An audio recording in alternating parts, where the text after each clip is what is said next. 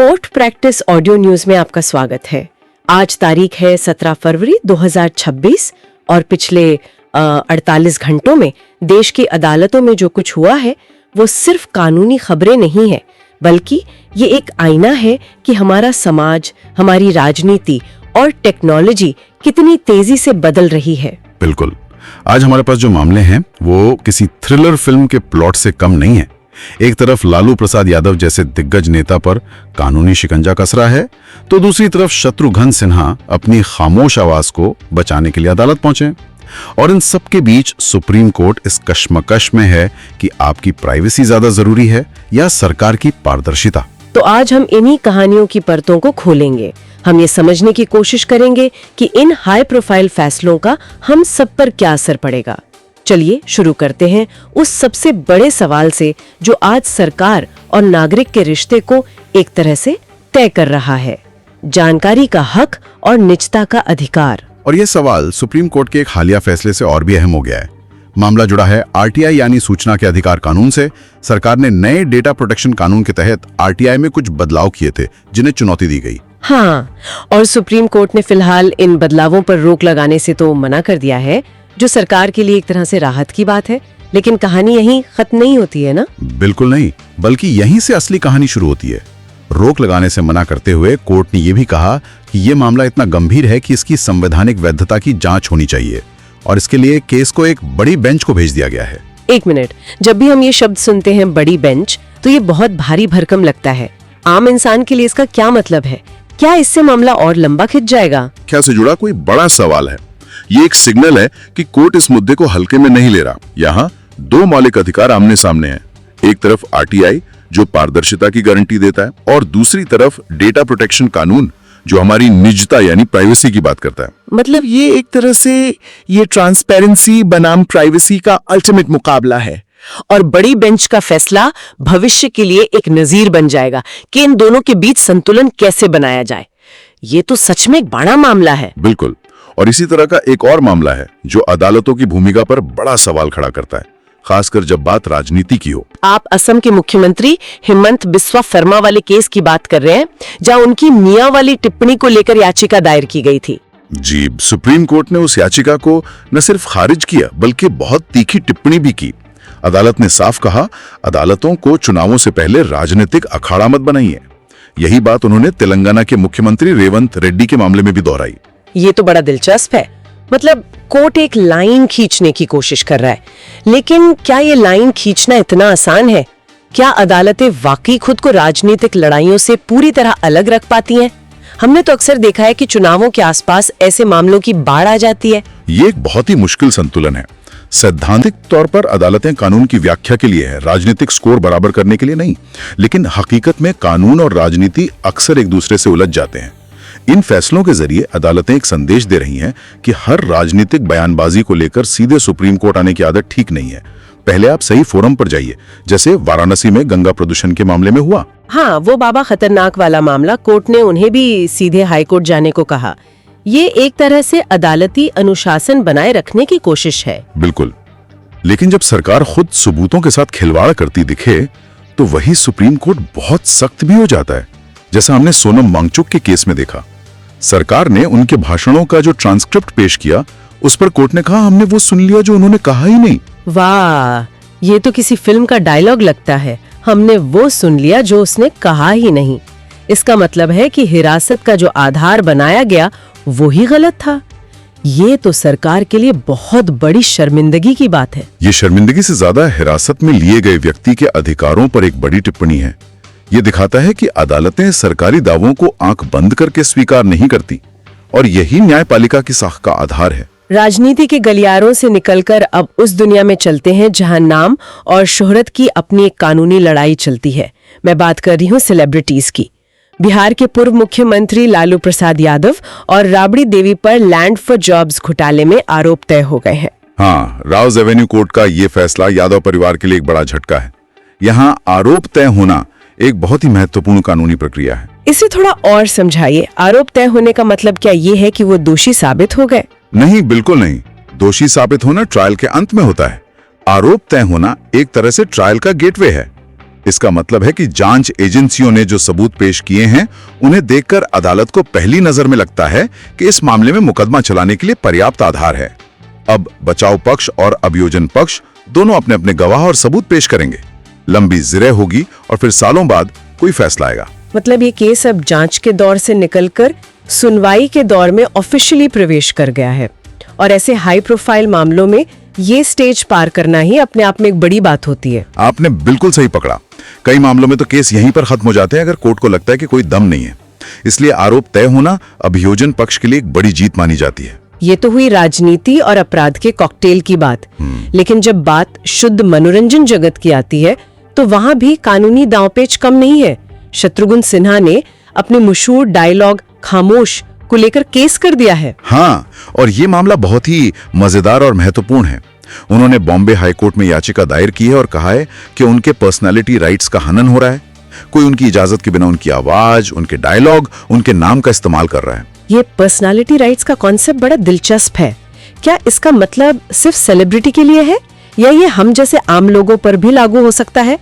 क्या कल कोई मेरी आवाज का एआई क्लोन बना के किसी विज्ञापन में इस्तेमाल कर सकता है? ये आपने आज के दौर का सबसे बड़ा सवाल पूछ लिया है।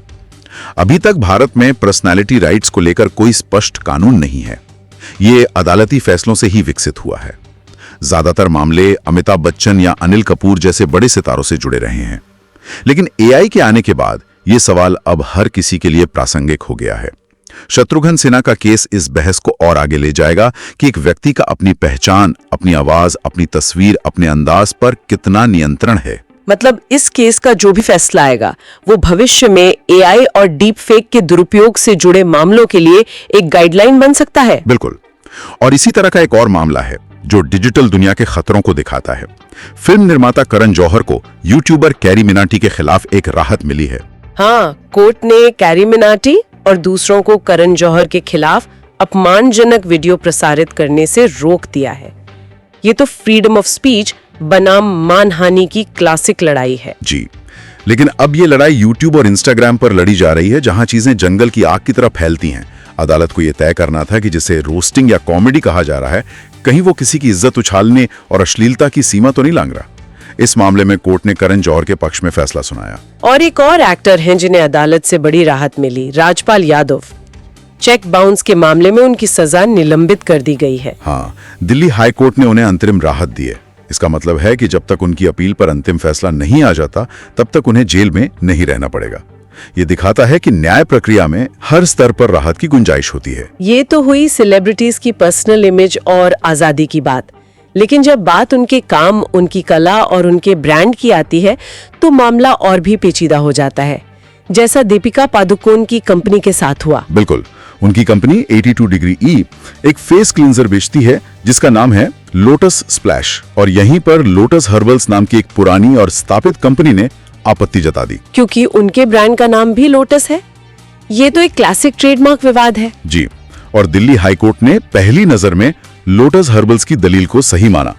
कोर्ट ने कहा कि दोनों नामों में कंफ्यूजन हो सकता है और दीपिका की कंपनी को फिलहाल इस नाम का इस्तेमाल करने से रोक दिया। यह फैसला दिखाता है कि आप कितने भी बड़े स्टार क्यों ना हो, ट्रेडमार्क कानून सबके लिए बराबर है। आपका ब्रांड नाम किसी स्थापित ब्रांड से मिलता जुलता नहीं होना चाहिए। और ऐसा ही एक बड़ा विवाद संगीत की दुनिया में भी खड़ा हो गया है, मशहूर संगीतकार इलैयाराजा और सारेगामा के बीच। ये कॉपीराइट की दुनिया का एक बहुत बड़ा और पुराना झगड़ा है। सवाल यह है कि गाने पर असली हक किसका है? जिसने धुन बनाई उसका, जिसने फिल्म प्रोड्यूस की उसका, या फिर उस म्यूजिक कंपनी का जिसने उसे रिलीज किया? इस मामले में दिल्ली हाईकोर्ट ने इलैयाराजा को सारेगामा के 134 गानों से व्यावसायिक रूप से फायदा उठाने से रोक दिया है।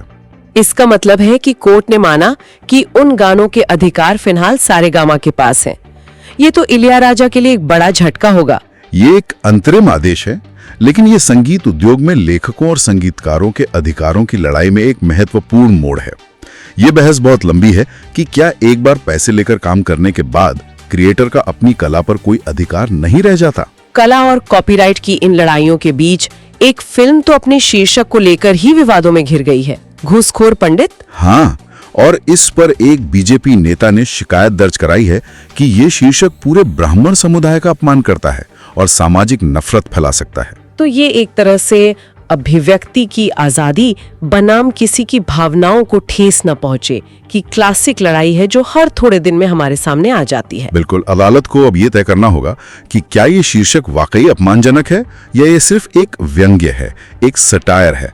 ऐसे मामलों में फैसला लेना बहुत मुश्किल होता है क्योंकि इसकी कोई साफ लक्ष्मण रेखा नहीं होती। इन सब हाई प्रोफाइल मामलों से हटकर इलाहाबाद हाई कोर्ट से कुछ ऐसे फैसले आए हैं जिनका असर शायद समाज पर सबसे ज्यादा गहरा पड़ेगा। एक फैसले में कहा गया है कि किसी व्यक्ति की जाति जन्म से तय होती है और वो शादी या धर्म बदलने से नहीं बदलती। ये सुनने में बहुत सीधा और सरल लगता है, लेकिन इसके सामाजिक और राजनीतिक नतीजे बहुत गहरे हो सकते हैं। इसका सीधा असर आरक्षण जैसे संवेदनशील मुद्दे पर पड़ेगा। मान लीजिए कोई व्यक्ति जो जन्म से आरक्षित श्रेणी में नहीं आता, वो किसी आरक्षित श्रेणी के व्यक्ति से शादी कर लेता है। इस फैसले के अनुसार वो आरक्षण का दावा नहीं कर सकता। ये तो बहुत बड़ा स्पष्टीकरण है। और इसी अदालत ने एक और बहुत महत्वपूर्ण बात कही है गुजारे भत्ते को लेकर। जी, अदालत ने कहा कि सिर्फ इसलिए कि पत्नी कमा रही है उसे गुजारा भत्ता देने से इनकार नहीं किया जा सकता। कोर्ट ने कहा कि देखना यह होगा कि क्या पत्नी की आय इतनी है कि वो शादी से पहले जैसा जीवन स्तर बनाए रख सके। अगर नहीं तो पति को गुजारा भत्ता देना पड़ सकता है। मतलब मुद्दा सिर्फ गुजारा करना नहीं है बल्कि लाइफस्टाइल को बनाए रखना है। ये तो पारिवारिक कानूनों में एक बहुत ही प्रगतिशील सोच को दिखाता है। बिल्कुल, ये फैसले दिखाते हैं कि अदालतें कैसे सामाजिक वास्तविकताओं के हिसाब से कानूनों की व्याख्या कर रही हैं। और अब अगर हम समाज से निकलकर भविष्य यानी टेक्नोलॉजी की तरफ जाएं, तो वहां भी एक बड़ी कानूनी लड़ाई दस्तक दे रही है। आप टिकटॉक की पेरेंट कंपनी बाइटडांस और डिज्नी के विवाद की बात कर रहे हैं। जी, मामला बाइटडांस के एआई वीडियो जनरेटर सीडांस 2.0 से जुड़ा है। डिज्नी का आरोप है कि ये एआई उनके कॉपीराइट वाले किरदारों और कहानियों का इस्तेमाल करके वीडियो बना रहा है। ये एआई के युग में कॉपीराइट की सबसे बड़ी चुनौती है। अगर कोई एआई मेरे आपके कमांड पर मिकी माउस की एक नई कहानी बना दे तो उसका कॉपीराइट किसके पास होगा? क्या ये चोरी मानी जाएगी? और बाइटडांस ने इसका क्या जवाब दिया है? उन्होंने कहा है कि वो सुरक्षा फिल्टर लगा रहे हैं और अनधिकृत इस्तेमाल को रोकेंगे। लेकिन ये लड़ाई अभी शुरू हुई है। आने वाले समय में अदालतों को यह तय करना होगा कि एआई द्वारा बनाए गए कंटेंट पर हमारे पुराने कॉपीराइट कानून कैसे लागू होंगे। ये एक पूरी तरह से नया और अनजाना कानूनी क्षेत्र है। तो ये थी पिछले 2 दिनों की कुछ सबसे अहम कानूनी सुर्खियां। सुप्रीम कोर्ट की प्राइवेसी पर बहस से लेकर शत्रुघ्न सिन्हा के पर्सनालिटी राइट्स और एआई के कॉपीराइट्स तक ये साफ है कि कानून का दायरा अब सिर्फ किताबों तक सीमित नहीं है, ये हमारी डिजिटल जिंदगी के हर पहलू में दाखिल हो चुका है। आज की इन तमाम खबरों को एक साथ रखकर देखें तो एक बहुत दिलचस्प पैटर्न उभरता है। पहले लोग जमीन जायदाद या आपराधिक मामलों के लिए अदालत जाते थे। आज लोग अपनी आवाज, अपने डायलॉग, अपनी ऑनलाइन इमेज और यहां तक कि फिल्म के एक टाइटल को बचाने के लिए अदालत जा रहे हैं।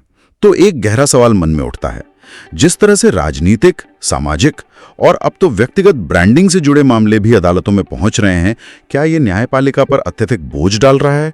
और इससे भी बड़ा सवाल ये है कि क्या हर सामाजिक और तकनीकी बहस का हल कानूनी रास्ते से ही खोजना हमारी व्यवस्था के लिए एक दीर्घकालिक चुनौती बन सकता है? इस पर सोचना जरूरी है। इसी विचार के साथ कोर्ट प्रैक्टिस ऑडियो न्यूज से आज के लिए बस इतना ही। धन्यवाद।